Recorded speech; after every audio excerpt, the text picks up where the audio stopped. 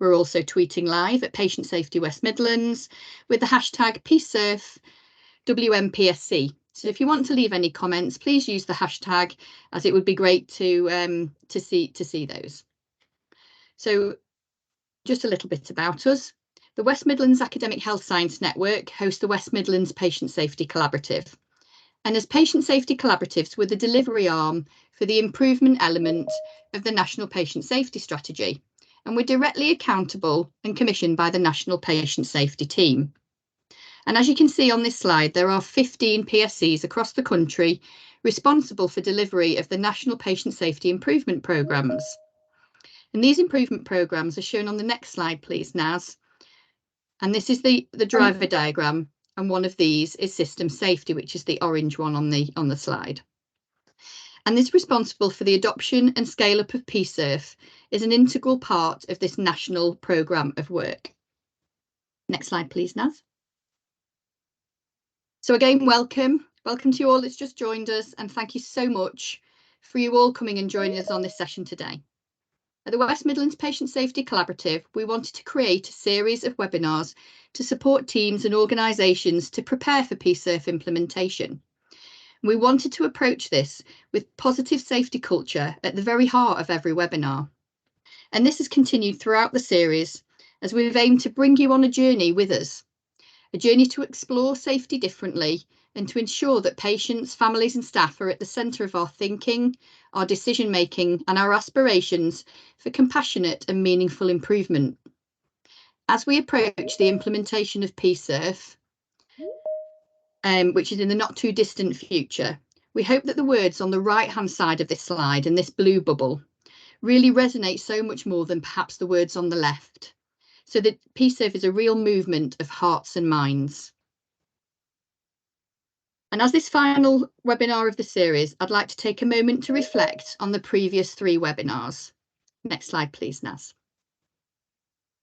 Now, this is a purposefully busy slide because I think it highlights just how much knowledge, useful insights and practical tools we've been able to share with you over the series.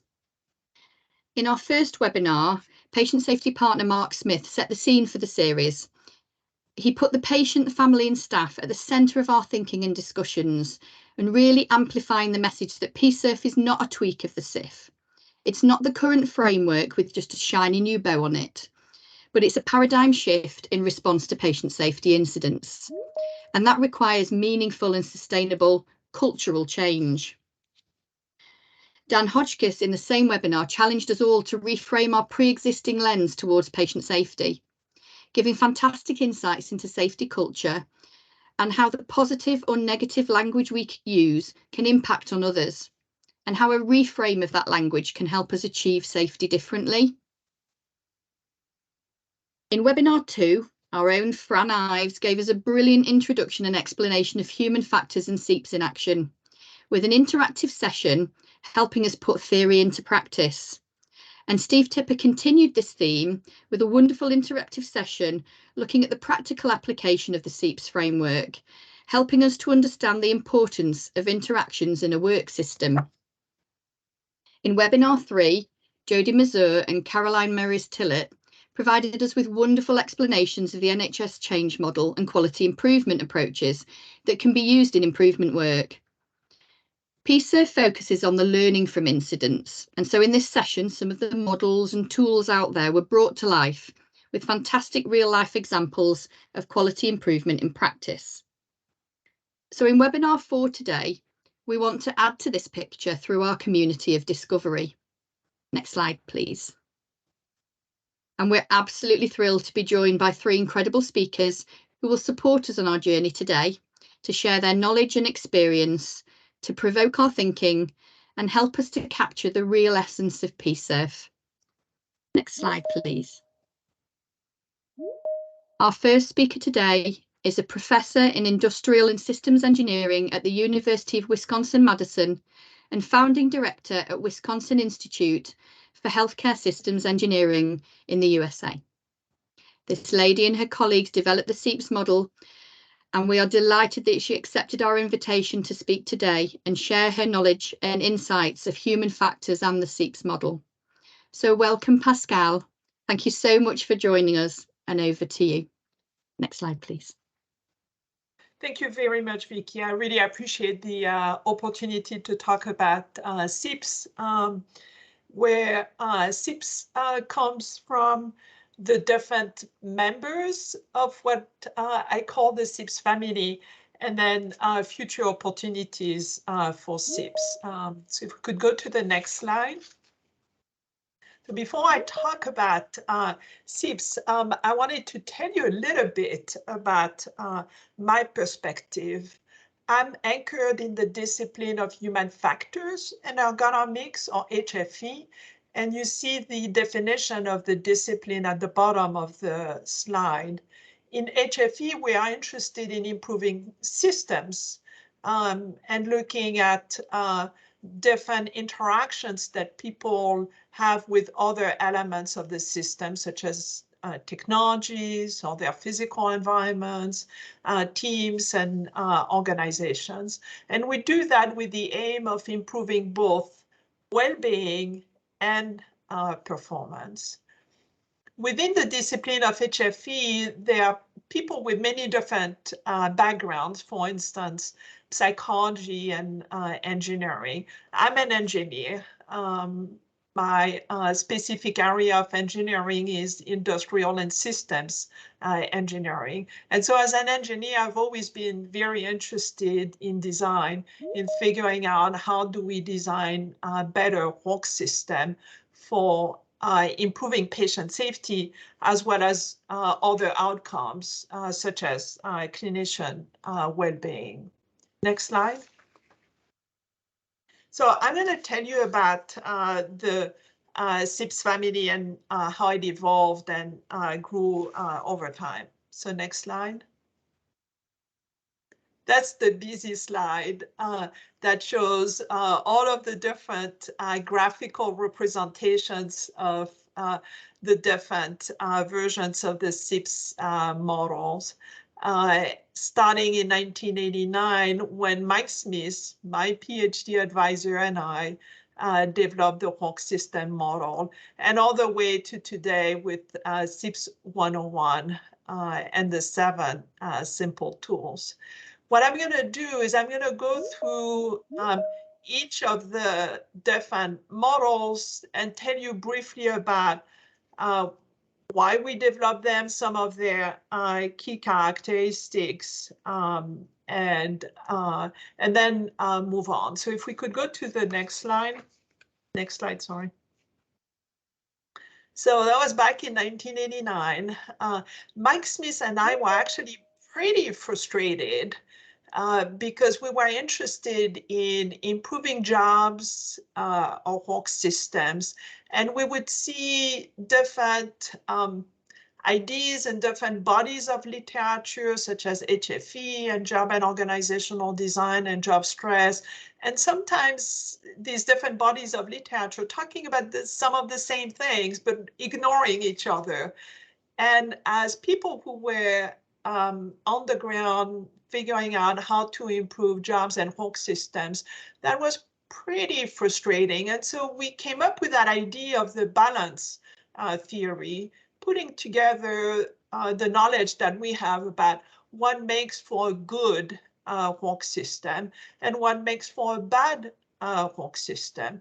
With the work system model, so the 5 boxes that you see on the graphic, and by the way, they're kind of black and white in 1989, and then they became yellow. My good friend Carla Alvarado designed the yellow boxes. But anyway, so figuring out how can we describe what people do. So that's the work system model. And figuring out, can we remove as many of the negatives in the work system? Poor usabilities, having too much work, and build some of the positive elements in the work system, such as good content, interesting content, some level of autonomy. But Mike and I knew that sometimes it's not always possible to remove the negative characteristics. So therefore, we developed that idea of balance. Can we remove as many of the negatives as possible And then if we cannot, use some of the positive design principles to compensate or balance out the system. So the work system model and the balance theory were really based on a realistic approach to work system design. Next slide. In the early 2000s, an interdisciplinary team at the University of Wisconsin, Madison in the US, received a grant from AHRQ, the Agency for Healthcare Research and Quality, to establish a research and education center in patient safety. I have to tell you that our team was highly interdisciplinary. There were people like me with expertise in HFE or other domains of industrial and systems engineering, people with expertise in health services research or in medicine, nursing, pharmacy. And what we did was to develop that first version of the SIPS model that you see on the top left, the 2006 version. In 2014, we did a little tweak to highlight, to clearly highlight the external environment in the model. We kind of hijacked the structure, process, outcome model of Donabedian. Many of you may be familiar with the work of Donabedian on healthcare quality.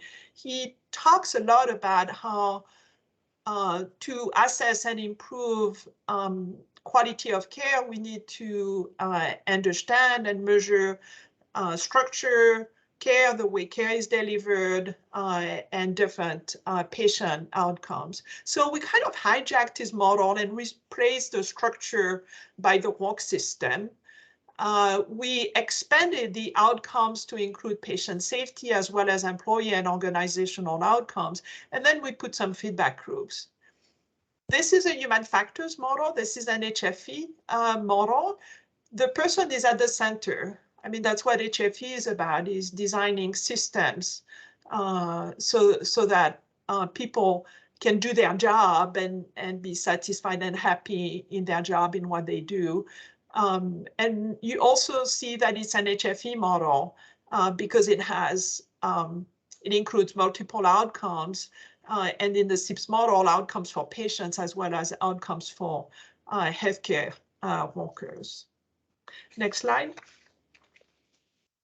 In 2013, Rich Holden, who's one of our PhD graduates at the University of Wisconsin, took the lead to develop the SIPS 2.0 model. And so one of the questions we wanted to answer with that SIPS 2.0 was, well, who's that person? Who's at the center of that work system? So we clarified that the work system applies to understanding what patients do. And that was later on expanded to not only patients, but caregivers or care partners or family members. Also, of course, what professionals, healthcare workers do, as well as what they do together, their collaboration. The model also describes specific criteria, characteristics for the outcomes, proximal, distal, outcomes relevant to patient, to the workers in the system, as well as organizational outcome. The SIPS 2.0 model also continues to enhance the importance of the feedback group. And in that model, we talk a lot about adaptation and hopefully positive adaptation in forms of learning and improvement. So let's go to the next slide. So in continuing our SIPS journey, in 2019, we created what we call SIPS 3.0 with the idea of better understanding what it's like for patients. So let's imagine someone who falls. That person breaks their wrist. They need to go to the emergency department. They find out that they actually need surgery, so they may go to the hospital or an outpatient surgery. depending on the particular problem and situation. They then need to get some physical therapy or rehab. And in that whole process may have multiple encounters with their primary care physicians or their general practitioners. So from a patient perspective, that looks like a journey, like a series of walk systems, the emergency department being one, the hospital where that person gets surgery, rehab, physical therapy facility, primary care office, even the home. And that journey is a succession of interacting walk systems. And the model really highlights the importance of care transitions.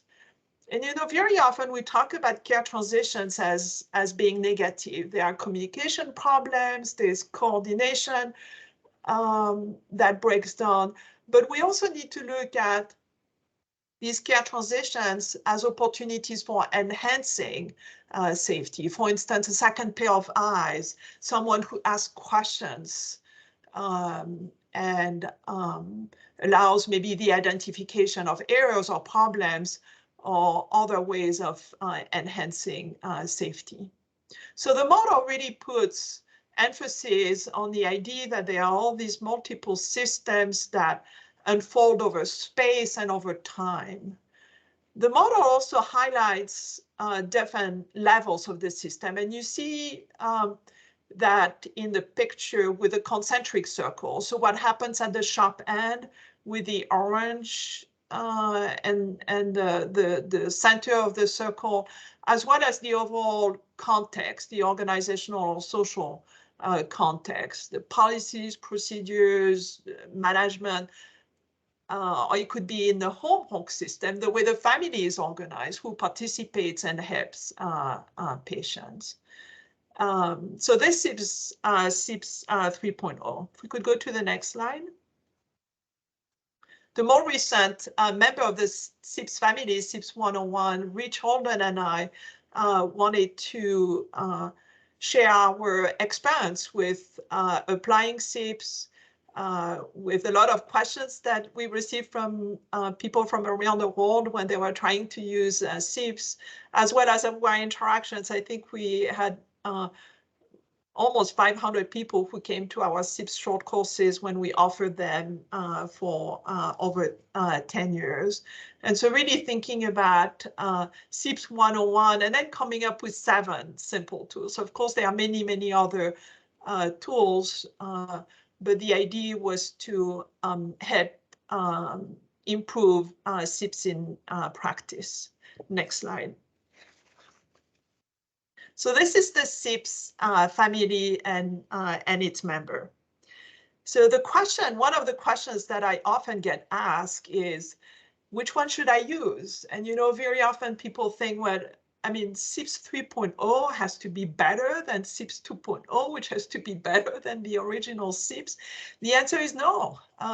The answer is it depends. It depends on your perspective and your objectives and what is it that you're trying to do, what is your emphasis. So if you're interested in understanding care transitions and the patient journey, of course, SIPS 3.0 would make sense, but there are many different things that people want to do, and there is not one model that's better than the other.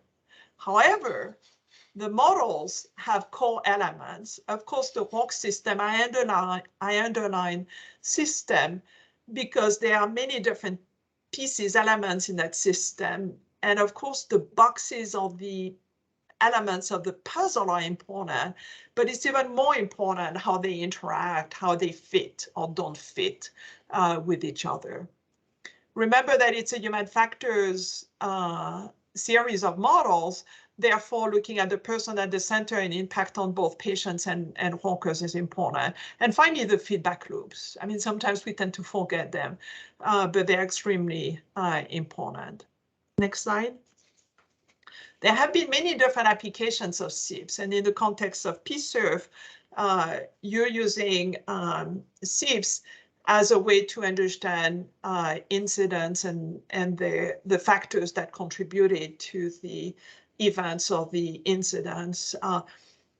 More broadly, SIPs can be used to take a deep dive on those contributing factors and highlight what we call barriers, work system barriers, and facilitators. So doing a systematic analysis of all of these elements of the system.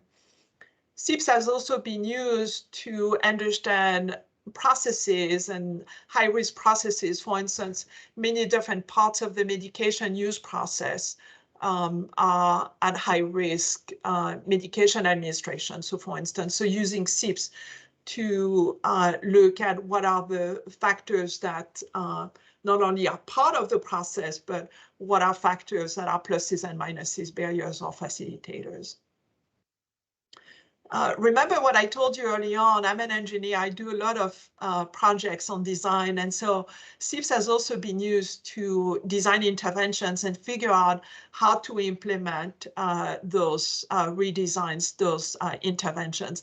So sometimes I told, oh, Pascal, don't worry, it is just, and then you can fill in the blank, it is just a software upgrade, or we just did a little physical renovation, don't worry about it. I'm sorry, I'm going to worry about it. I'm a systems thinker. Therefore, I think about any intervention, any redesign as being something that changes the system. Therefore, if you change the technology, the physical environment, or whatever, the team, the way the team is composed or organized is going to affect everything in the system. And so we need to think about those interventions and ask ourselves the questions about, well, first of all, can we describe those interventions in terms of the work system elements? And what are some of the impact, potential impact of the interventions on the work system? SIPs has also been used for evaluation of interventions, so figuring out what is it that changes in the work system, in the process of the outcomes, and also figuring out how those data can be used for improvement and learning. Next slide. So in my final comments, I wanted to talk about our values as HFE professionals. When I look at the SIPs models, the SIPs family, and sometimes the way it's used, it's not just a series of boxes. It's not just, I mean, yes, you see the slide with the boxes and the arrows and the circles. It's a lot more than that. There are values that are underneath the SIPs family. Remember, I'm in human factors. I'm an engineer. I'm a human factors engineer. So people are always at the center of the system. And that has huge implication for what we do and how we do things. Compassion is really important. So we spend a lot of time using all kinds of different methods to understand what is the actual work? What is it that people do? Not what I think or what you think they do, but what they actually do. So engaging with them and showing empathy to understand that actual work process. Humanism is also another important value, and making sure that we do our work taking into account the dignity of people. I mean, healthcare is about people. It's people-driven. It's all about people. It's about us. And health is a common good. And so what is it that we can do to design work systems for that common good and address the needs and characteristics of diverse patients and staff? Therefore, all of that has implications for our HFE method. So participation is huge. We have all kinds of participatory methods. And participation is not just, oh, I'm going to ask you a question and then goodbye, and then I'm going to do my analysis and my redesign. Participation is what someone has called genuine participation, real participation. And so figuring out how do we do that participation, sometimes in a system that's extremely busy, where people have no time to participate. So maybe we can talk about that later on. We use design approaches built around humans, and so human-centered design. So you may have heard of things such as co-design, user-centered design, participatory design. They all fit kind of in that umbrella idea of human-centered design. And finally, the feedback loops, again, they're popping up with that idea of continuous improvement. And I have to tell you that more and more I'm actually using the term of continuous design because I think everything to me goes back to the left side of the model, to the way the work system is designed. So continuous improvement is continuous design. So again, thank you very much. And if we can go to the next slide, that's the end of my presentation. Again, thank you very much for the opportunity to talk about SIPs, and look forward to the conversation later on. Thank you. Thank you so much, Pascal. It was really, really wonderful to hear your story of the development of SIPs over time, and to finish off with really talking about that person-centered approach at the end, and how those tools are there all the way along. We haven't lost one just because it was an older tool, but we can draw on these at any time depending upon the needs. So thank you so much. That was really, really wonderful to hear, and there's lots of hands clapping at the moment, so it's clearly been really appreciated. Thank too. We're going to do lots of questions at the end, so I'm going to move on to our next speaker now, and we'll catch up with you later, Pascal. Thank you. So our second speaker today is the Head of Clinical Quality and Patient Safety at Derby and Derbyshire ICB. She led on the implementation of PSIRF in October 2019 for Derbyshire as an early adopter. In fact, Derbyshire was the first early adopter, first early adopter site to go live with PSIRF in England. So we're equally delighted that she could offer her precious time to support us today and talk about how PSIRF has supported cultural change. So welcome, Lisa. Thank you so much for joining us, and over to you. Thank you very much, Vicky. So as Vicky said, I'm Head of Clinical Quality and Patient Safety over at Derby and Derbyshire ICB, and we were part of the early adopter programme, now going into the normal PSIRF with everybody else. I would like to say at this point that we're continuously learning, so we're learning from you as well as you're learning from us. So whilst you're in this whole phase of the journey towards PSIRF, we're learning as well throughout this phase. So today I'm just going to talk to you briefly about what is culture. We all know what a good culture looks like and what bad culture looks like, but I'm just going to touch on that.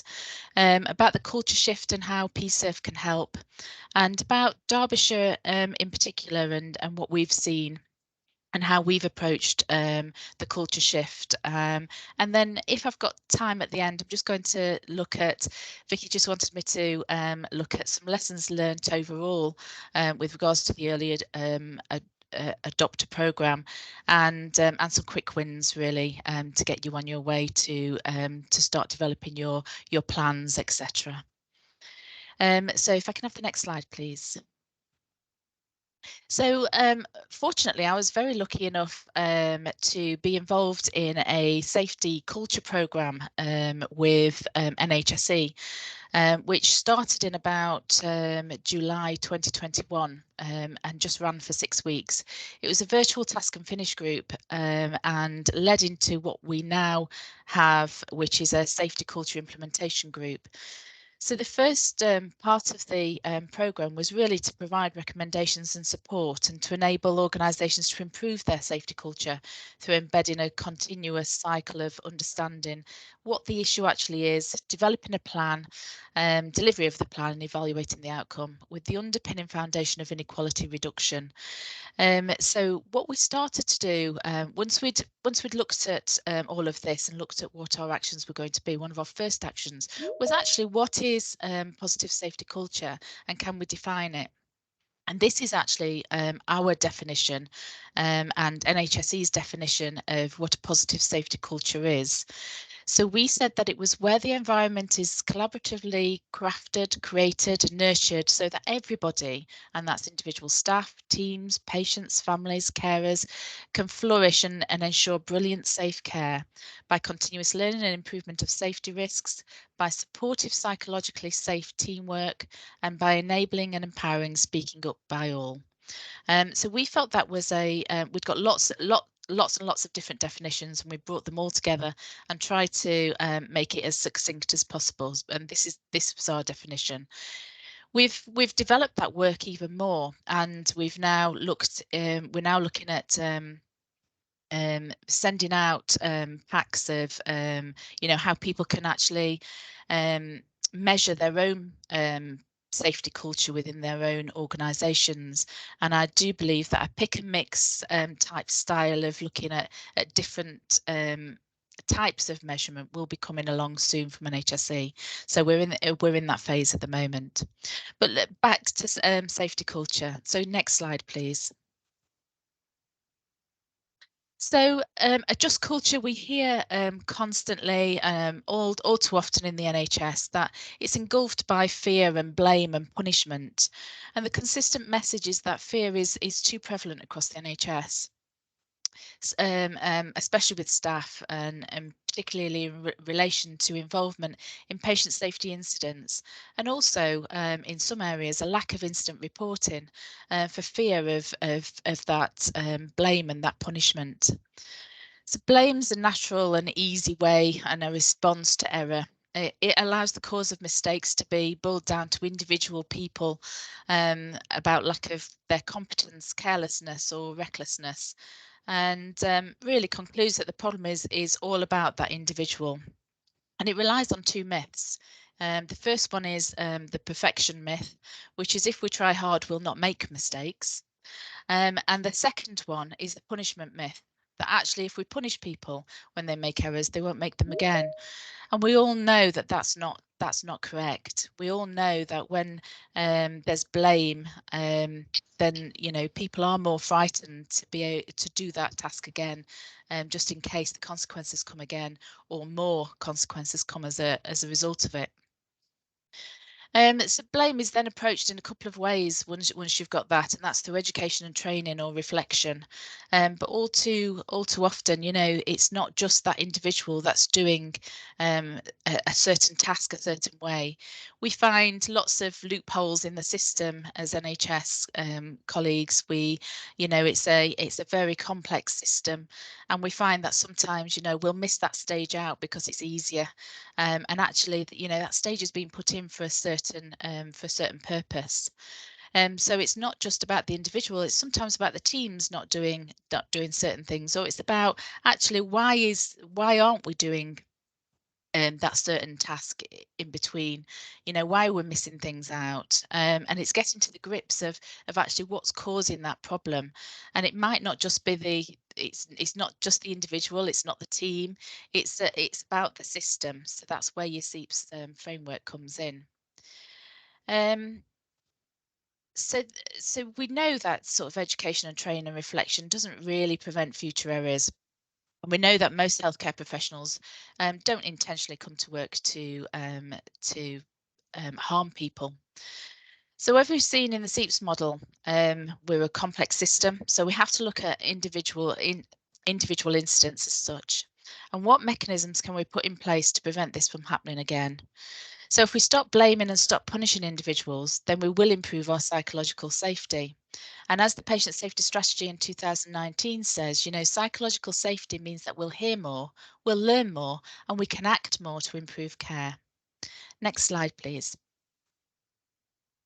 So how does PSIRF actually help to look at our culture and improve our safety culture as we go through the PSIRF framework and develop that further within our organisation? As I've already said, it highlights that we're complex systems, and it looks as a systems-based analysis to actually look at what's actually going wrong within that system. It looks at what's actually done on the shop floor to what's actually prescribed, what's in the policies, and what do we think people are doing on the shop floor. You know, our thoughts and what's actually in the policy and what people are actually doing are three different things, and we need to understand that to be able to understand the systems as we move on. We've got a Just Culture guide that we need to start using, and if I can have the next slide, please. The Just Culture guide does actually reflect on the differences between a human resources type of investigation and a patient safety investigation. This slide is one of my favourite slides, and it's a slide that I use in a lot of presentations that I give. And this slide was presented to us in 2019 when we first started the PSIRF journey. And I love it because this explains what we're supposed to be doing within patient safety. We're not here to look at a complaint answers. We're not here to look at coronial cause and circumstances of death. We're not here to look at fitness to practice and on individuals. We're here to look at systemic causal factors, and this explains in a nutshell what all the different types of investigations are done for, and how they're done differently to give different aims and goals at the end of the day. Next slide, please. So PSIRF, we've already said, is underpinned by the systems approach. We also, in PSIRF, it's also about compassionate leadership and treating people fairly. We all want people to be to feel supported with empathy. We as staff want to feel supported. We want to feel as though you know, our seniors have our back, and our teams have our back. And that's really important. We want to feel included. So we want to feel included in the learning and the reviews that take place. We want to feel brave and valued in actually owning up to things that when they've gone wrong. And we want to feel brave in being able to speak up and being able to have that freedom to do so.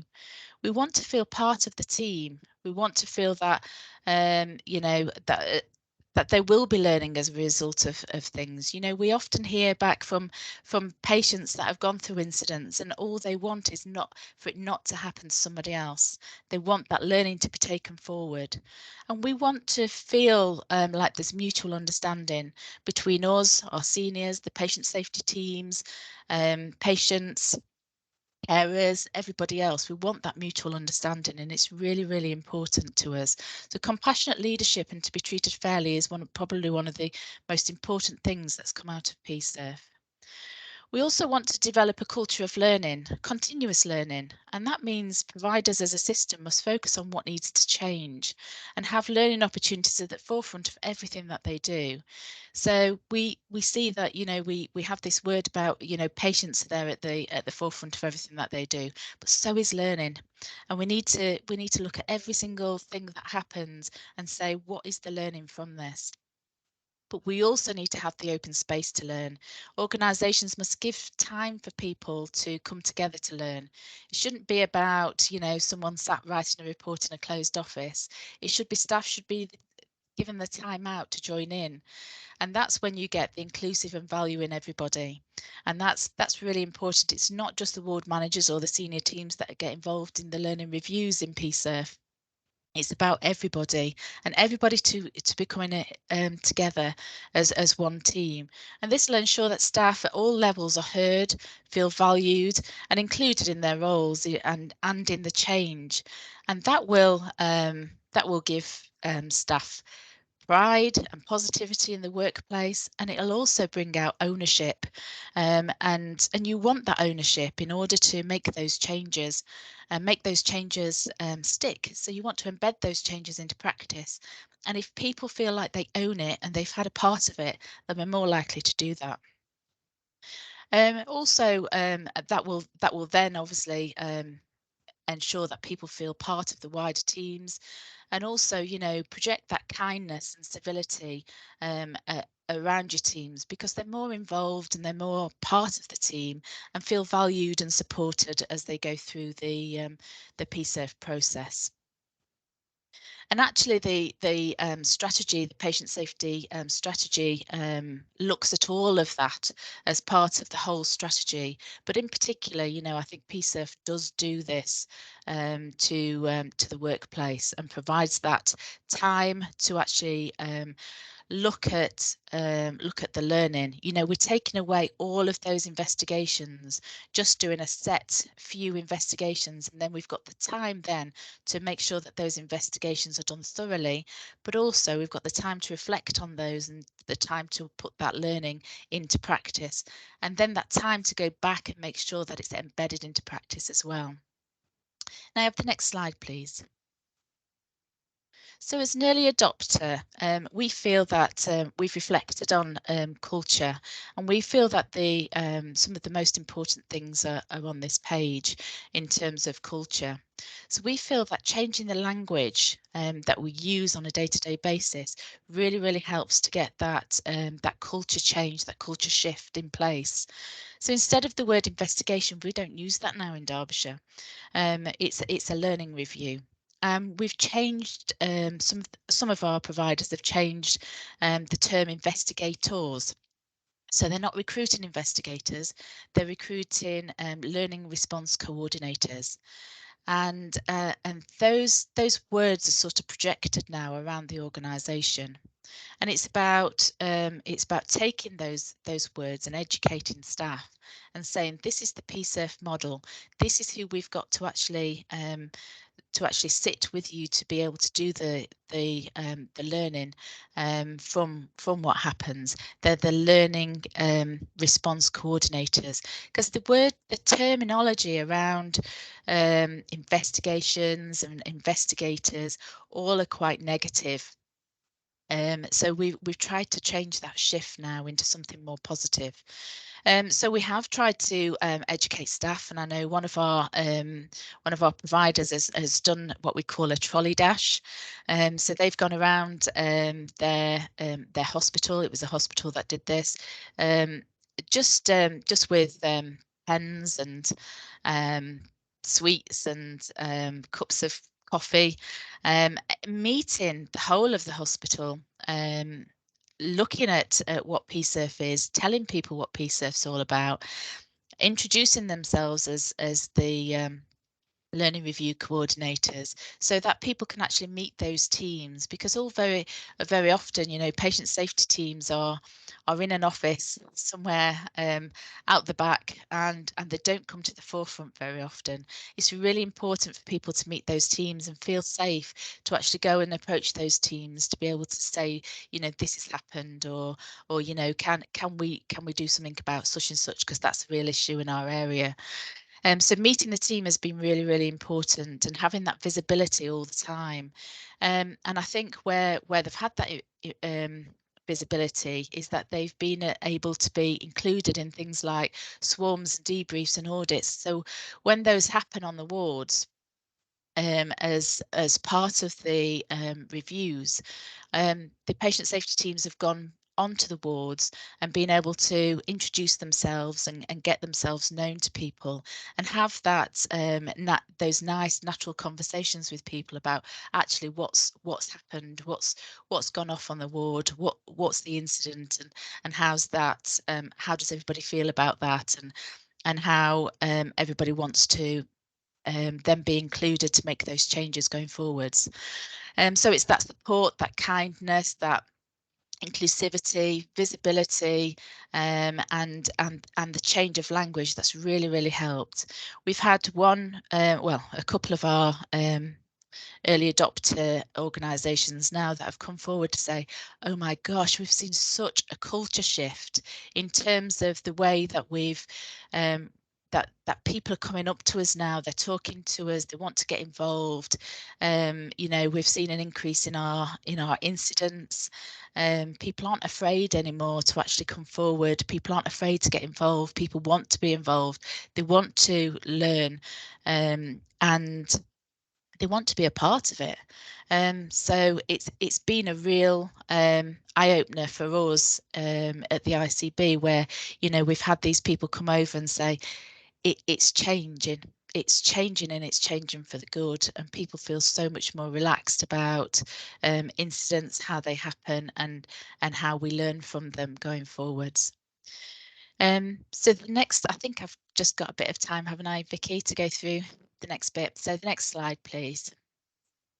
So as an early adopter then, so this is going off the point of culture slightly, but as an early adopter, these are some of the lessons that we've learned and sort of quick wins really. So what I would say to people is start small. So you can start now. You can start developing your PSIRF learning reviews now. So you don't, you know, if you've got a very good relationship with your ICB, like I had with our providers, we said we'll start before the plan's out. It gives you a little bit more space to be able to sit and think about the plan. So we started with some really quick wins. So we'd already got improvement plans in place in some of our hospitals, well, in both of our acute hospitals for pressure ulcers and falls. So there was an improvement plan already there. So what we said was take out those pressure ulcers and falls out of your investigations and start to do swarms on those instead of full sort of 20-page investigations. So so that's what our providers started to do, and they noticed a real change in their workload by doing that. People were still getting the learning from those falls or pressure ulcers because of the swarm that was being done. They got it quickly. It was it's usually within 2 weeks of the incident, and the amount of work that it saved in terms of the investigation process was huge. So if you have got that relationship with your ICB, then I'd start to talk to them now about how you want to progress forward. It might not be falls and pressure ulcers, it might be something completely different, but make sure that you've got an improvement plan in place first, so you've got something. You might want to say all falls, but actually you might want to still investigate some of those falls.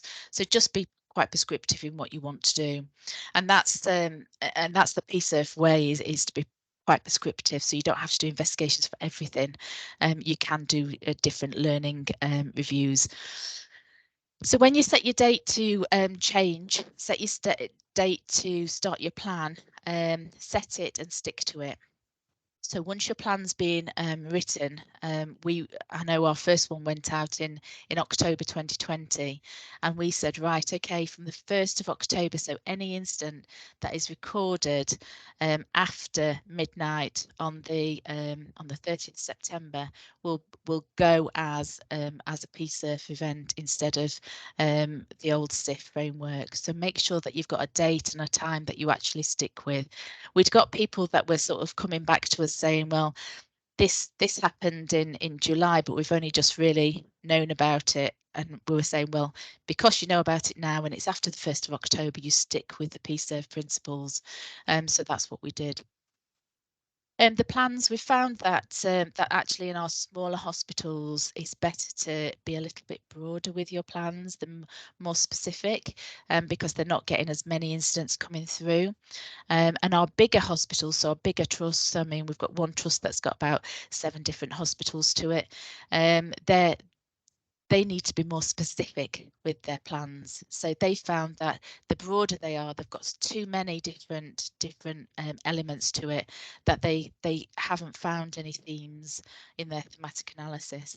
So the bigger hospitals are being need to be more specific in what they do rather than broad.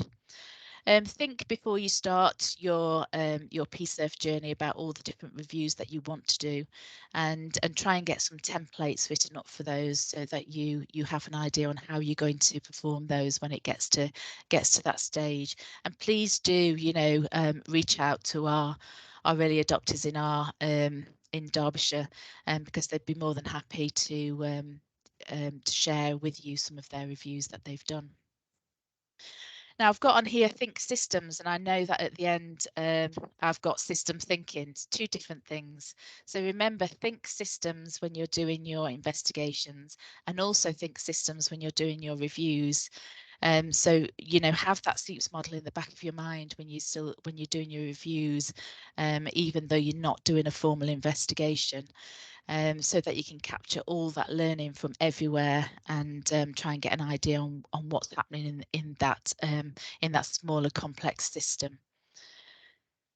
Language, as I've said before, you know, look at the language that you're using in the hospital and try and sort of tame it down slightly and try and make it a little bit more nicer for everybody, so that we can start changing that culture shift, and people can start looking at patient safety as not just incidents and investigations, but as learning opportunities. Education, really important. Try and get that message across to all of your staff in your organisation to say what PSIRF's all about, and try and include that language. So all those things that I talked about with regards to the culture change. And then finally, at the end, I put system thinking. This is the wider system. So please do make sure that as a wider system, you're all getting together, you're all feeding off each other, you're all learning from one another. You might be at different stages of the PSIRF journey, and that's okay. That's all right. Don't think, oh, I need to be there because the other hospital are there. You know, it's okay. You can learn from them, they can learn from you. You know, look at all your challenges. Look at all the things that you're doing really well, and talk about them amongst yourselves, because you'll learn from one another really well, like we did in Derbyshire. I would definitely say that our weekly we had weekly meetings at the beginning. We have monthly meetings now, and even now at the monthly meetings, you know, we're 3 years down the line, we are still learning from one another now. So definitely have those system meetings and start to think outside the box slightly with those meetings. Thank you very much for listening to me, and hopefully I'll see you at the end with some questions. Thank you very much. Thank you, Vicky. Thanks, Lisa. No, that was really wonderful to hear you. I've heard you speak many times now, and every single time I hear you speak, I learn something new, and so many things, so many new things. So thank you. And I think what really came across to me with that positive safety culture is that real power of language, and how impactful that can be upon those around us. And that's been a theme all the way through a lot of our conversations. So thanks for sharing that with us, and absolutely we'll come to some questions at the end. So I'm going to move on to our third speaker now. Thank you, Lisa. I'm going to move on to our third speaker now. Next slide, please. And our final speaker today is the co-founder and director of Appreciating People. And she's recognised across the world as leading appreciative inquiry in health and social care. And she's currently in the western edge of Scotland for her current part of the world. So she just wanted me to apologise if there's a little bit of a connection problem or a visibility problem with her today. So this lady has worked across the country with healthcare organisations, supporting them in understanding and applying appreciative inquiry principles. And we're so pleased to have her with us today. So welcome, Suzanne. Thanks so much for joining us, and over to you.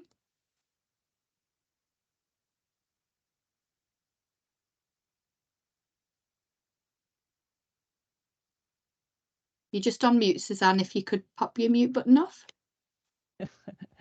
Thank you, Vicky. Are we good? Yes. Yeah, thank you for the introduction. And that's been great to listen to Pascal and Lisa. And I love seeing all the claps coming up on that last slide, Lisa. It felt very well received, well researched work.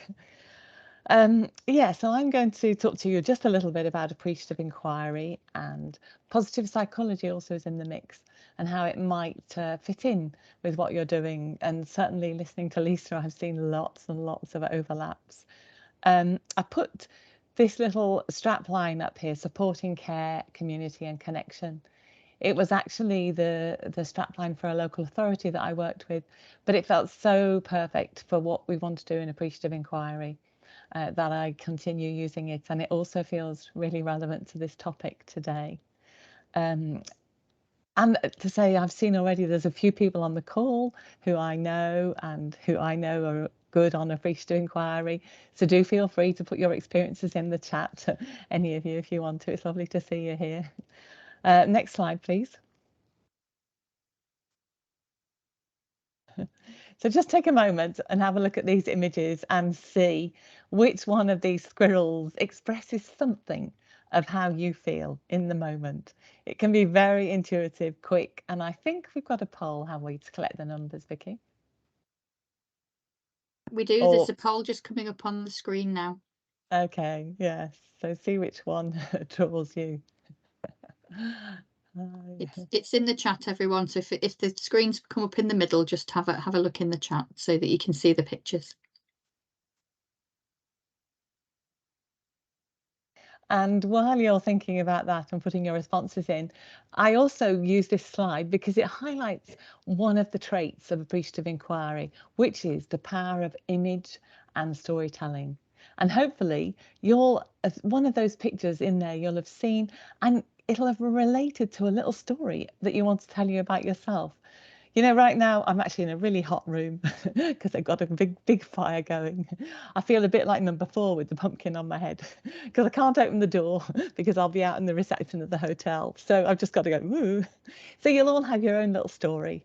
And appreciative inquiry is about how do we invite people to tell stories and to share something which others can relate to really easily. Thank you. Next slide. So the key components of appreciative inquiry, it's very straightforward. That idea that when something appreciates, it increases in value. So when we appreciate something or someone, we are adding to their value, both in our own eyes and their eyes, and ideally systemically too.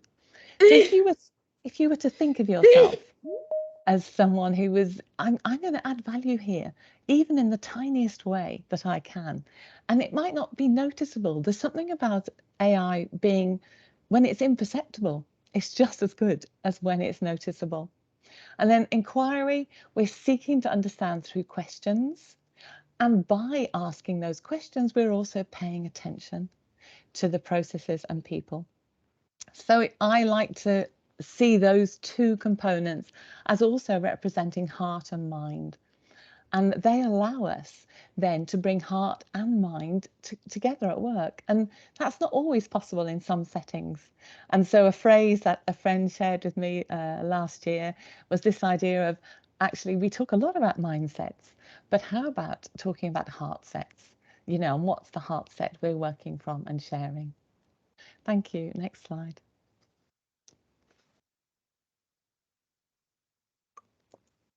So that's really emphasising that, but it's just a lovely quote, especially in relation to the changes you're making through PSIRF. So having a connection to the heart will really help, I think, when you make those changes, as Lisa, I think, has described so well. Thank you. Next slide. And just to go a little bit deeper, so when we're appreciating something, we're watering it, we're helping it flourish, we're nourishing it, we're tending it, we're caring for it. All those things are happening in that part. And when we're inquiring, we're magnifying something, we're amplifying it, we're looking at the micro. And it's not so easy to see the value of looking at the micro in this way because we're not used to doing that. You know, we're used to looking for the errors. So in this bit, I think it's necessary for you to trust a bit. It's a bit like if you have a RAG system, red, amber, green, in any part of your organisation. This is like asking the board or whoever it is to pay attention to the green. And to most people, that would feel really odd because we're so used to thinking, oh, I've got to pay attention to the red. So bear in mind that degree of mindset change that's happening in this kind of inquiry. Next slide, please. So if you click through, so these are the elements of what we're doing. It's a cooperative search. That's key. It's always about doing things together. We're searching for the best in people, organisations, and in the world around them. It's systematic. There's just a few tools in appreciative inquiry. And once you've got those tools, you can wrap them around any topic that you want to. So you can do an appreciative inquiry into leadership, into culture, into patient well-being. You can do it into investigations. You know, talk about the best investigations we've done. When has an investigation given our system life? And so the third element is this art and practice of asking questions.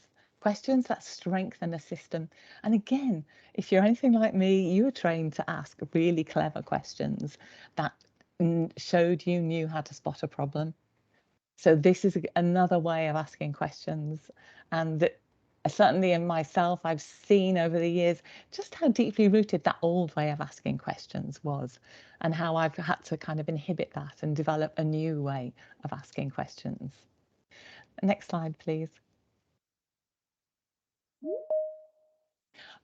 So another way of describing appreciative inquiry is that it's asset-based work rather than deficit-focused. So there's a nice kind of, probably a lot of you will have seen this slide before, it's used a lot, but it's so good to just get us thinking, are we looking at what we've got or what we don't think we have, what we're missing?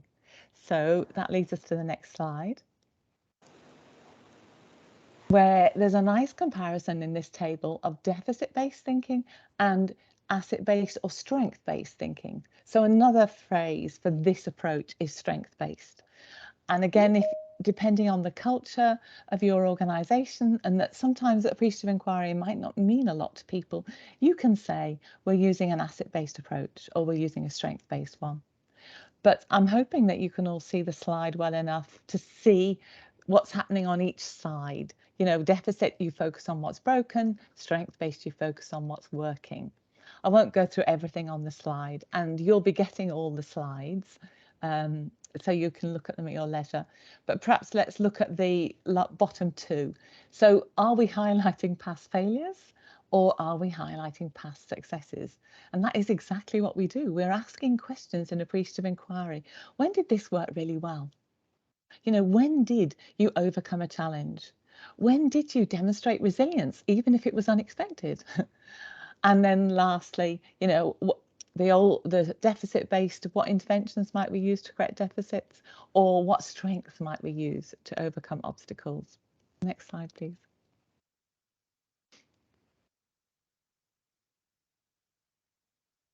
So just take a moment now to think about one of your strengths. I'm hoping that for quite a number of you on here, they'll trip off the tongue. But for some people, it might take a little moment because, you know, we're not really trained. Even with the change in the way of thinking that's happening, I think, in the world, strength-based thinking is still quite slow to embed itself in our psyche. But think about your strengths, and in particular, is there one of your strengths that will support or already has supported the culture change that is part of PSIRF, which I think Lisa gave us some great pointers towards. And again, we've done a poll. If you'd like to put in your strength into the poll, and if you want to say anything about the culture change you think it might support, feel free. But really, we're particularly interested in the strengths of everyone on the call. So I'll let you do that now.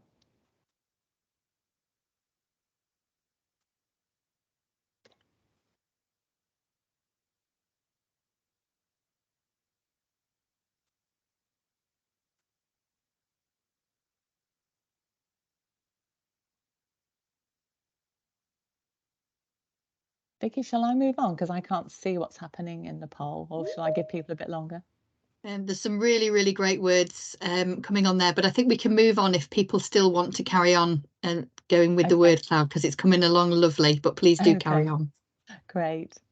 And then this slide is in to remind us that there's also been a great deal of information and support for this way of thinking from the field of positive psychology, where there's been a lot of scientific research about how being appreciative and positive, you know, it changes how our mind works. It helps us be more creative, see more solutions. It expands our range of vision. The possibilities that we can see become wider and more diverse, and it increases creativity, motivation, and energy. And the quote at the bottom is also very influential in AI. Whether you think you can or can't, you're right. That's a Henry Ford quote, but you'll have heard a similar versions of this from many other people. Our thinking really has a power over what we then see as being possible and achievable.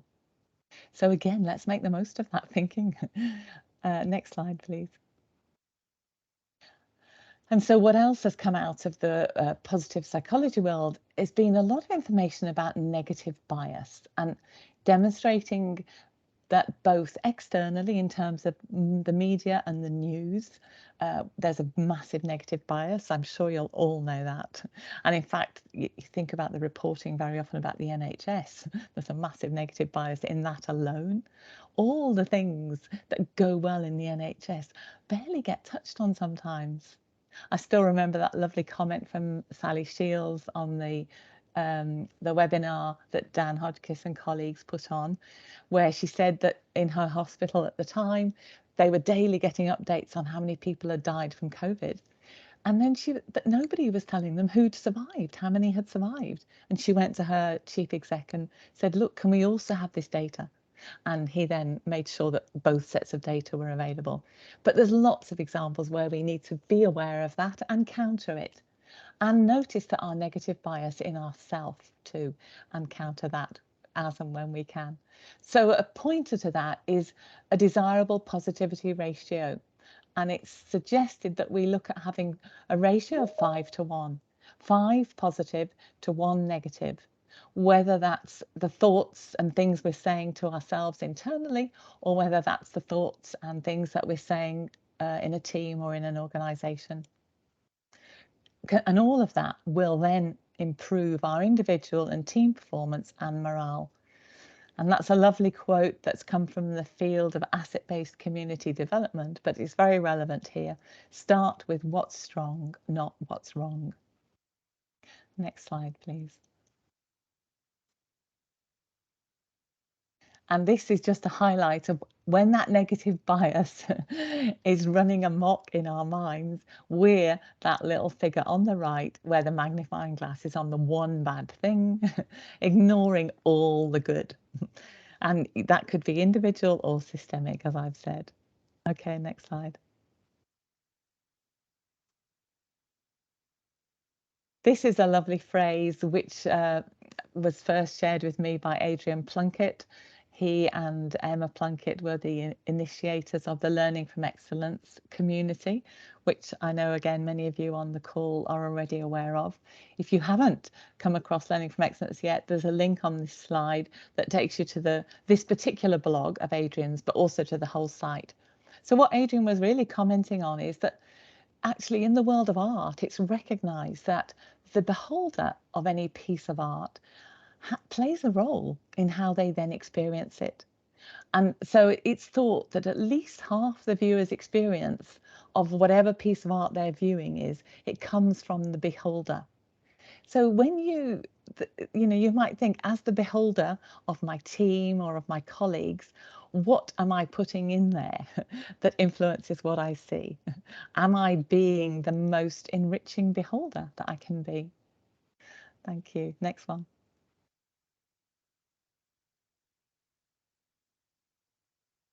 Oh, and actually on that slide, that last bit which just popped up was a link to a lovely little video clip from Doctor Who, if there's any Doctor Who fans on here, but it's about Van Gogh feeling himself being appreciated, because of course Doctor Who can move through time, so he doesn't have any trouble doing that. So if you want to watch that when you get the slides, there's the link for you. Okay, thank you. So at the heart of this is conversation, and these appreciative conversations. So we're looking at what's good, what's positive, what worked, how it made you feel. We bring in feelings into appreciative inquiry very clearly and deliberately. And that's one reason that it also links, I think, to emotional intelligence and supporting the emotional intelligence of an organisation or a team. And we're looking for stories. Again, we're not generally encouraged to share good stories. We can all say, oh yeah, this happened to me, that was really terrible. We seem to have more permission in our culture to share stories of things that haven't gone well. But actually we're looking for stories of things that have gone well, and then just watch the insights that can emerge in that kind of conversation, which is held when you've got a really good listener. So the power of listening in here is very significant, and the quality of listening. And the specific thing about it is that you are not listening in order to think about what to say next, which is mostly how we listen. So when you don't have to do that, it brings a different quality into the listening. Next slide. This is a link to a really great site which shares a lot of appreciative inquiry work, lots of things you can download and resources. So their first book is called Conversations Worth Having, which is a wonderful examination of conversations from the point of view of appreciative inquiry. And then a couple of years ago, they brought out this second book. So I've just put that in here to highlight for you because it's specifically supporting clinicians, caseworkers and coaches. So I thought some of you, if you haven't seen it already, might like to know about it. Next slide.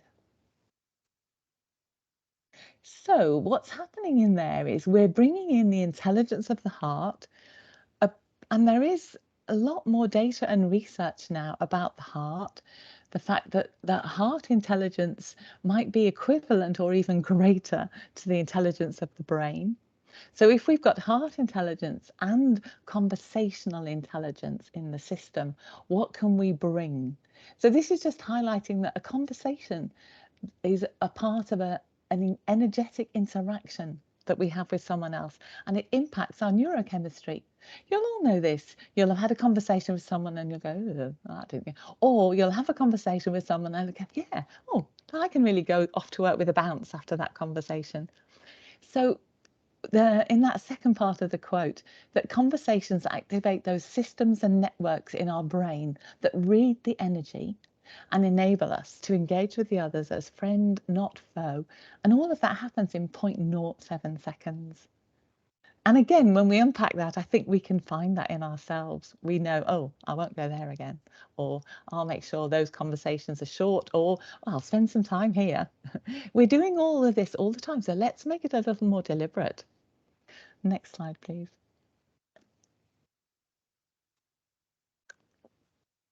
So I put this slide in. So how can we have richer conversations? And this quote, the most exciting breakthroughs of the 21st century will not occur because of technology and the other kind of AI, which is often referenced, but I think they'll occur because of this appreciative intelligence and an expanding concept of what it means to be human. Is how can we have conversations that elevate our humanity, our connections, our species? I think we can all recognise that's what the world needs. So if you were to see that the conversations I'm having at work might seem small, but actually they influence not only my relationships or my organisation, but perhaps we're impacting how the world is tending, what direction it's moving in. Next slide, please. So these are some of the assumptions that underpin appreciative inquiry. I like Dan's phrase, and well, others have used it on these calls, of golden nuggets. So let's look at the golden nuggets in appreciative inquiry. So in every situation, something works. Find it and let it flourish. Next. If you keep going through, Dale, that would be great. What we focus on becomes our reality. Oh, back one. So if we focus on possibilities, we find possibilities. And if we focus on problems, we find problems. I encourage you to be your own researchers and test these out. Don't assume that because I'm saying it, they're true. See for yourself. What happens if I do one of the possibility finding? I've got a woman whose books I really love called Pam Grout, and she has a possibility posse. She has a little group of people who help her see more possibilities. And then see what happens when you focus on problems. Yeah, do your research. Appreciative inquiry began as an action research process, and it's still got that in it very much. So also the way we ask questions either creates or denies possibilities. So be mindful And I'd also actually, just having listened a bit to Lisa, I'd like to add in here another of the assumptions, which is about wholeness. Appreciative inquiry is talking about, is recognizing that everything works better if we've got as much of the whole system in the room or in the process as possible, regardless of hierarchies and bands. And it's also recognizing that all of us are whole. No one is less whole than anyone else because of their band or their experience. There's a wholeness which is where those things aren't relevant. So let's look for that wholeness. And next slide, please.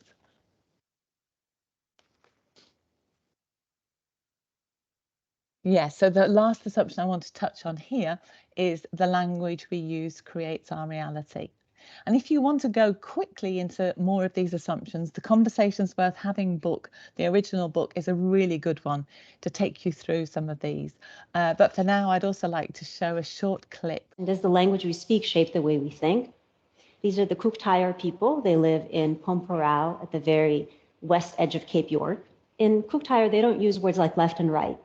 And instead, everything is in cardinal directions, north, south, east, and west. And when I say everything, I really mean everything. You would say something like, oh, there's an ant on your southwest leg, or move your cup to the north-northeast a little bit. In fact, the way that you say hello in Cook-Tire is, which way are you going? And the answer should be north-northeast in the far distance. How about you? People who speak languages like this stay oriented really, really well. They stay oriented better than we used to think humans could.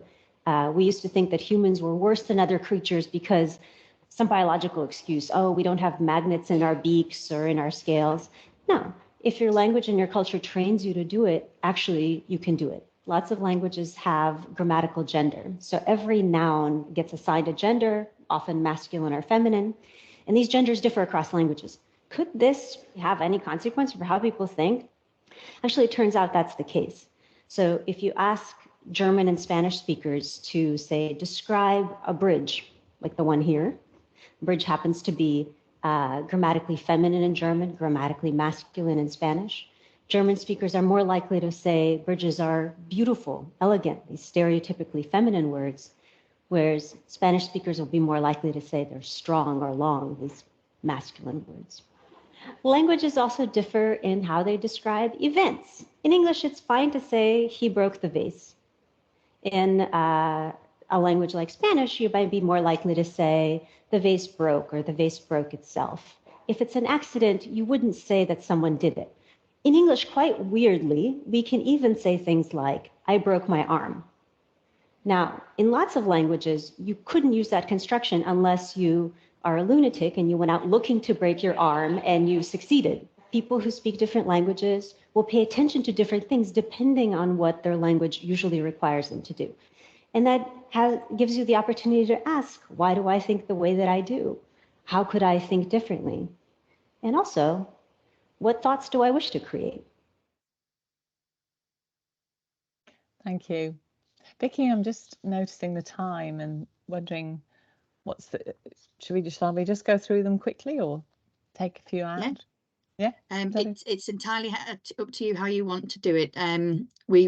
We'll take a few minutes out of the breakout room, so that's fine. But yeah, if you want to have a quick whiz through, that'd be great. Okay. So this is just to highlight for us that reframing, and I think Lisa actually has already picked up on the idea of reframing and using different words. So if you go to the next slide, there's a couple of examples on reframing, which is where you might well be presented with a problem such as poor results, and what are you going to reframe it to that you want to inquire into? You want to let's find out more about when we've had really good delivery, outstanding delivery. In the reframing examples, it's all about the words you choose that fit really well with your own system and your own culture. So again, let's not talk about low staff morale, but let's talk about what leads to either well-being or joy or inspiration, whatever word works for you.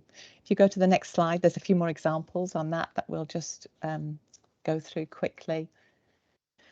Yes, so you'll see that the problem on the left-hand column and on the right, I think if you click one more through, Dale, that'll bring that other number one up. Yes, there you go. you'll see the opposite, that we can then inquire into the topics on the left. And you can also look and do reframing as never events become always events. You know, what are the events we always want to see? Next slide. Another lovely example of many things, but in this case I use it as reframing, that Chris Turner, he established this community and movement called Civility Saves Lives, but he could have called it Rudeness Kills, because it was the effect of rudeness on a patient's operation, which really was one of the motivating factors for him to set this movement up. So there's a link to his site and to lots of information about what happens with incivility. Yes, thank you. Next slide. It's great to see the chat comments coming through, even though I can't take them in very much. We can look at reframing our emotions. So here's a little example. The one that I like to look at is, you know, fear to courage and furious to curious. How can we reframe those things? So again, take some time afterwards looking through more of these on the slides. Next one, please, Dale. I found this one recently.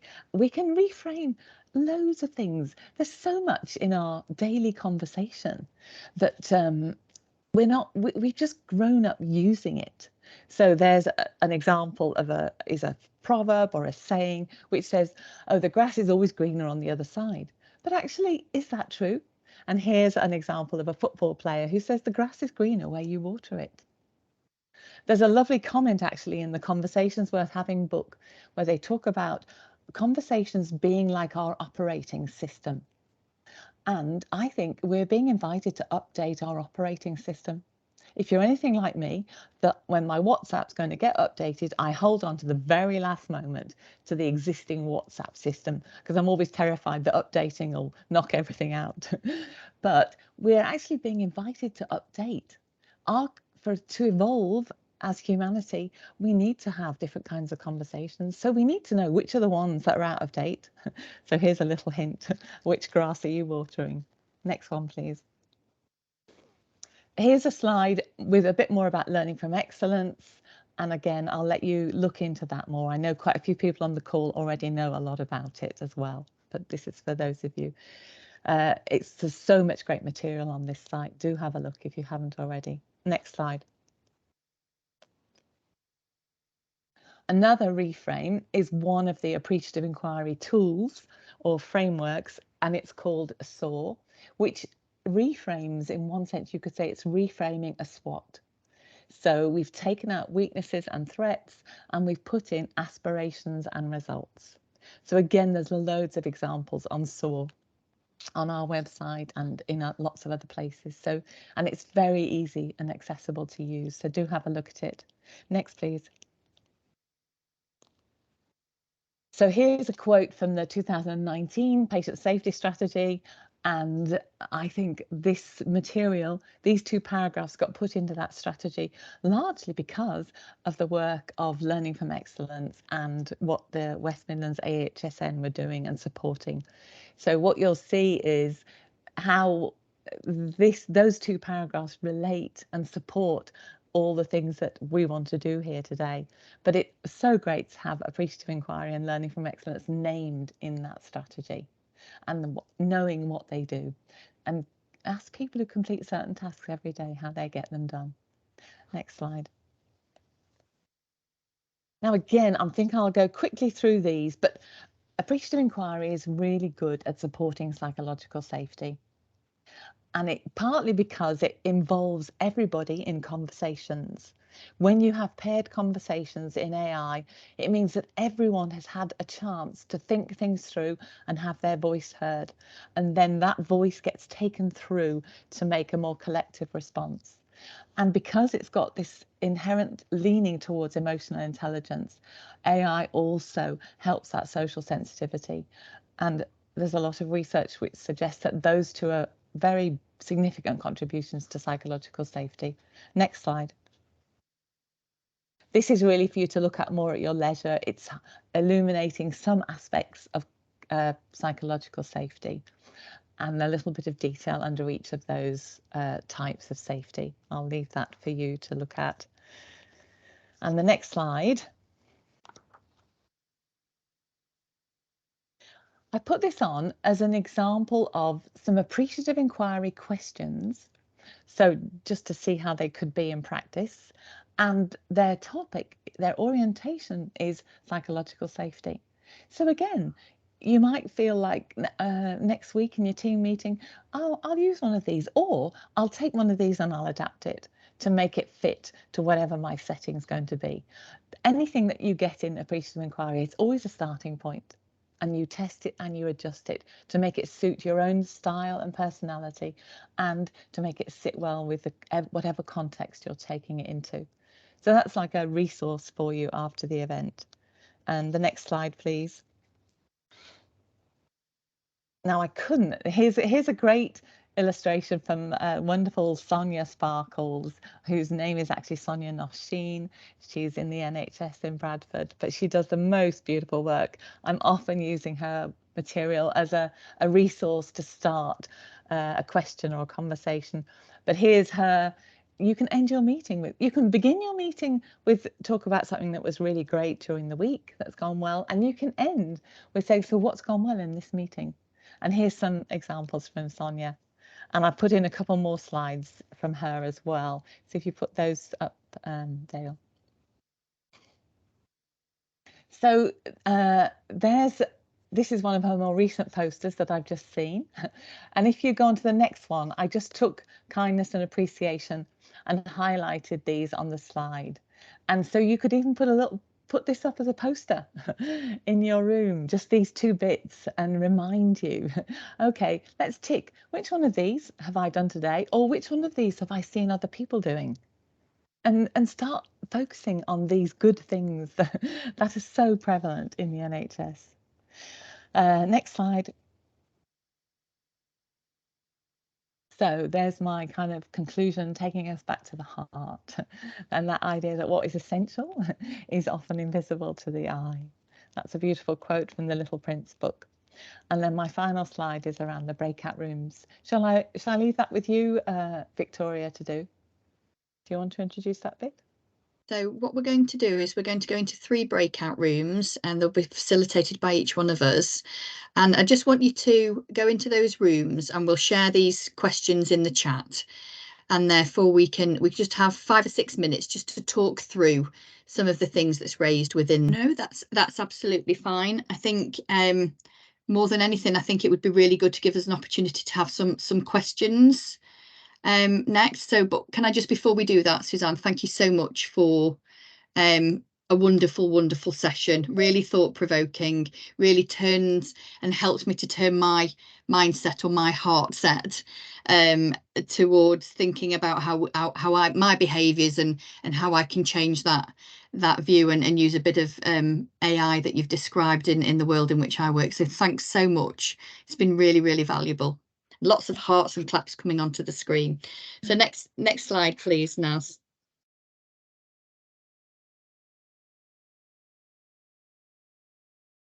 More clapping.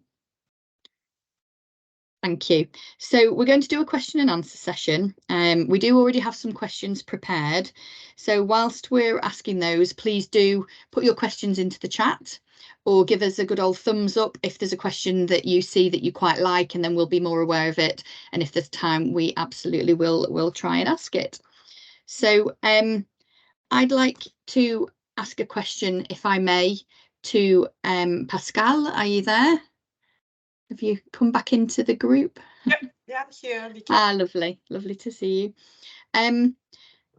With regard to PSIRF, PSIRF requires compassionate engagement and involvement with those affected by safety incidents. And you've described putting the person at the centre of the SEEPS framework.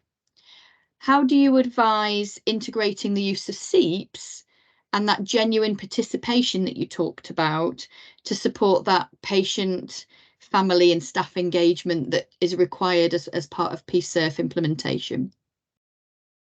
So this is, from what I understand about PSIRF, is really a different way of thinking about investigation. And I like the change of language, but really thinking about how do we engage people being patients, family members, care partners, caregivers, staff, all involved in understanding a particular event, a particular incident, or like Susan was suggesting, maybe starting from a just a process instead of starting from something that's bad, that's negative. And so figuring out how do we get all people affected, influenced by that particular process or system or incident, and get them to participate in the analysis, and so providing information about what worked and what didn't work, but going beyond the analysis and probably participating also in coming up with a solution and maybe its implementation and its evaluation, and then going back. I mean, from what I understand from PSIRF is that learning and the feedback loops are really important. And so it's not just I do an analysis, but how do I go from there to making real changes? And changes are tough. It's not easy, but figuring out how do we get different members of that broad team involved and to participate. And when I use the term genuine participation, I mentioned that in my presentation, it could have all kinds of different forms. And again, depending on where people are at in their process. I mean, some people may not want at some point, maybe early in the process when they've been affected by an event or incident, they may not be ready. And so figuring out how do we also create the conditions for genuine participation is not required participation, but it's also actually creating the system that is good for participation and meaningful participation. It's not just, hey, give me your ID and then I go figure things out.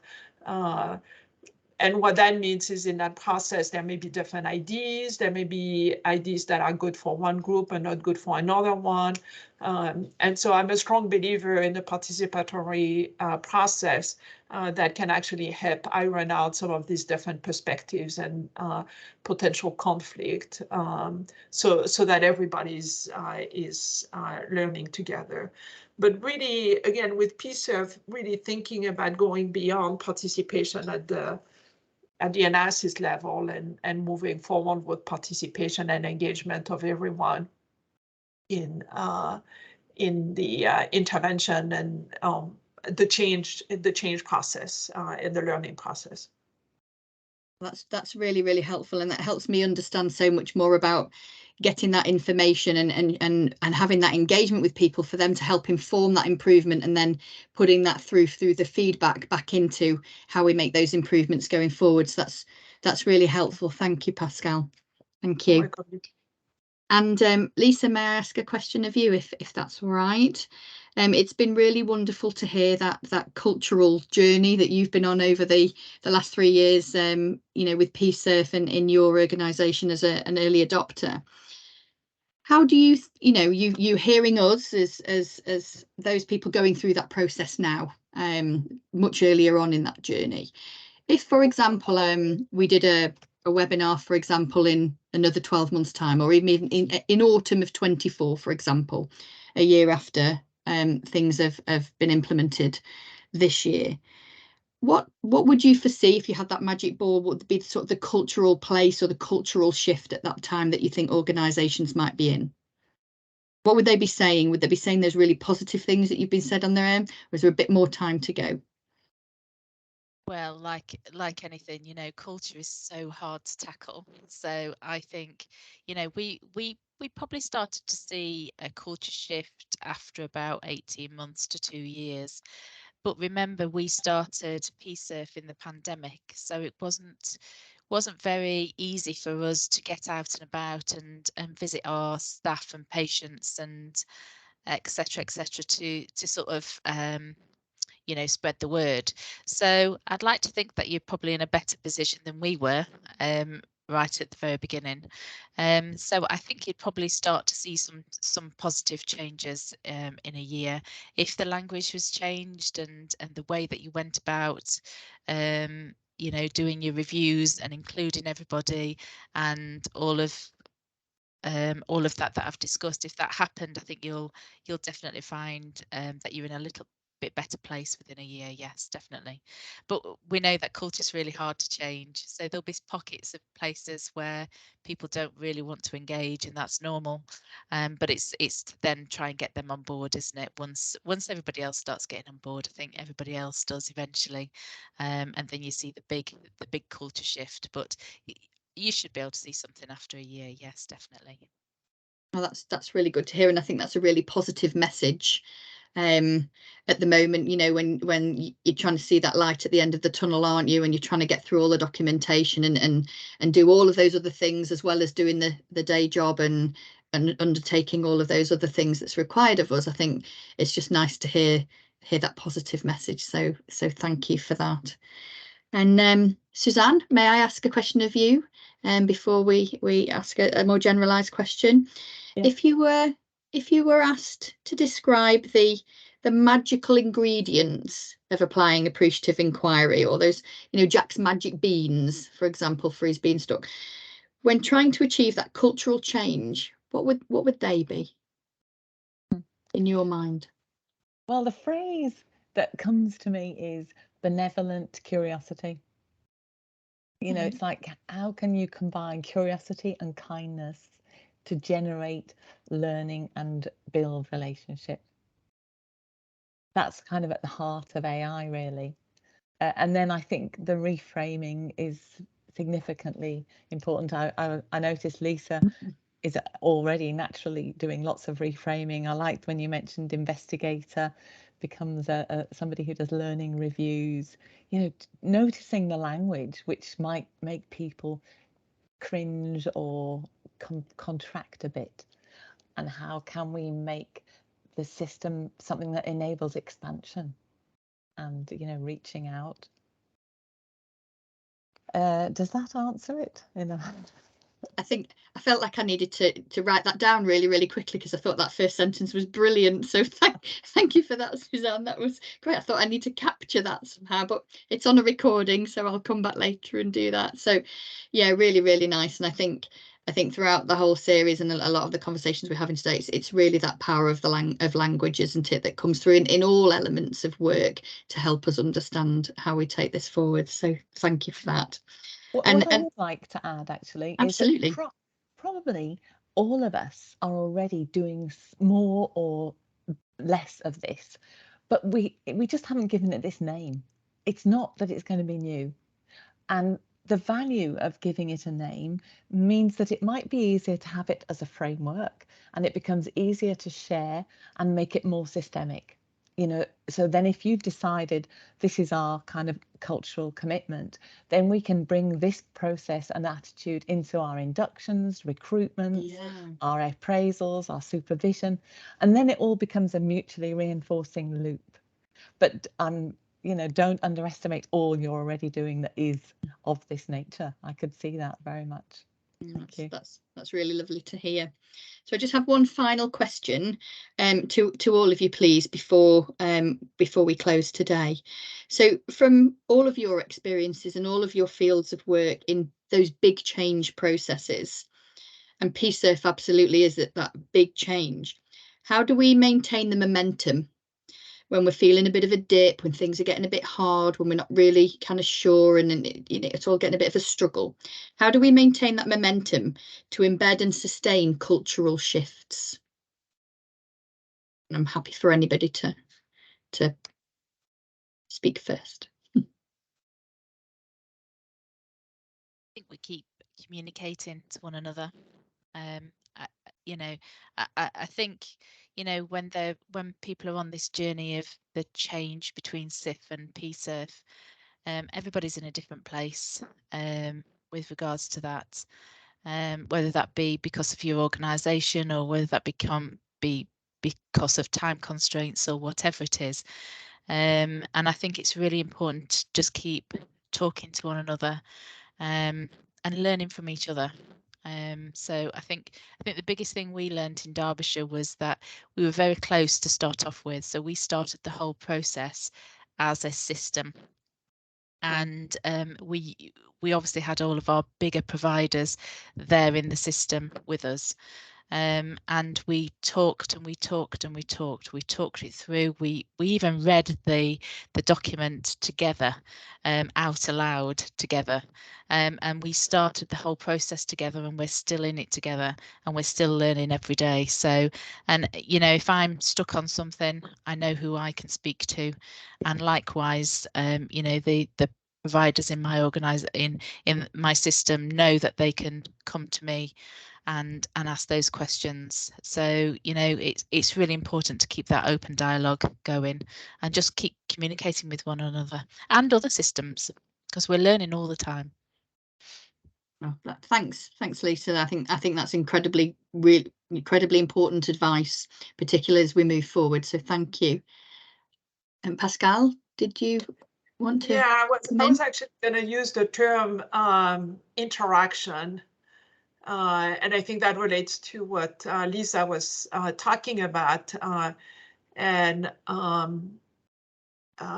your question is very realistic. I mean, what PSIRF is trying to achieve, what you're trying to do is challenge, is huge challenge, and there are gonna be times when you're going to be in the tunnel, you're not going to see the light at the end of the tunnel. And so thinking in interactions, and whether it's system interactions or social interactions, team interactions, like Lisa was talking about, interactions in the form of questions and the way we ask questions, the way Suzanne was talking about. And it's thinking about each of us is we have our own system, you know, think SIPs, and you have your own system, but your system interacts with another one, and so really making doing justice to that idea of complex systems. Because the answers and the learning are in all of the interactions, whether they're, I mean, all the interactions that I've mentioned. So I think I'm going to leave it there. Think interactions. So yeah. I think that's great, and I love that the answers and the learning are all there. I think it is. We just need to seek it out, don't we? Yeah, yep. Absolutely. Thank you. And Suzanne, I'd love to hear your reflections. Yes, building really on what Pascal and Lisa have said, to bring in some specific appreciative questions, and they could be general ones, as in what's gone really well this week or this month or this year, or tell me about a moment where you saw a cultural shift that showed we were moving towards more of a fulfilling PSIRF. I'm just sort of making this up, but you know, it's like having a little bank of those kind of questions which you can drop in when you feel that there might need to be a bit of a lift or to maintain momentum. Appreciative inquiry is also a great evaluation tool, and you could also use the dream question. You know, imagine it's 6 months' time, we're feeling like we actually have made great strides. What was it that helped us get there? So you do this, it's kind of a bit like future planning, looking backwards. Or you could have a SOAR, and you could use that every 6 months. You could revisit your SOAR and say, you know, what strengths have we really expanded and elaborated on in the last 6 months? What strengths are we going to focus in the next 6 months? And you could go through each of the SOAR categories, doing something like that. And then there's something that you can revisit, you can use again when you want to do some report writing. Yeah. Brilliant. No, thank you. So I've come away with communication, interactions, and having a bank of questions to lift us when we're having those challenging times. I think we need to capture that and take that with us on our journey. Absolutely. So thank you all very, very much. Could I move to the last slide, please? So to close, I'd like to take the opportunity to once again thank our speakers, Pascal, Lisa, and Suzanne.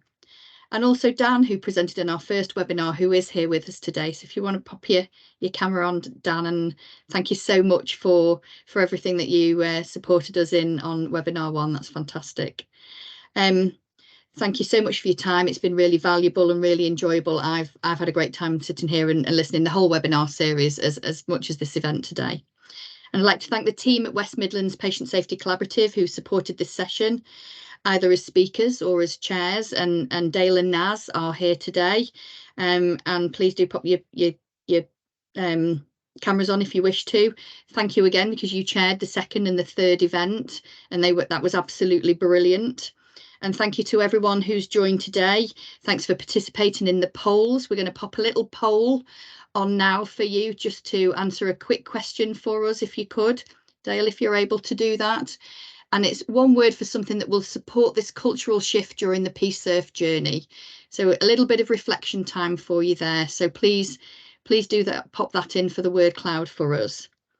So just to finish, a link will be sent out either later today or on Monday for everyone who has registered with us, and that will include the recording from today and all the previous recordings, a booklet that we've put together, speaker bios and resources, slides and links to everything. And we're going to put a feedback form in the chat. It's really valuable if you could give us some feedback, please, because it really does help to inform us for our future events. And so finally, thank you again for everyone for participating, and best wishes to you all from all of us at West Midlands Patient Safety Collaborative. Thank you.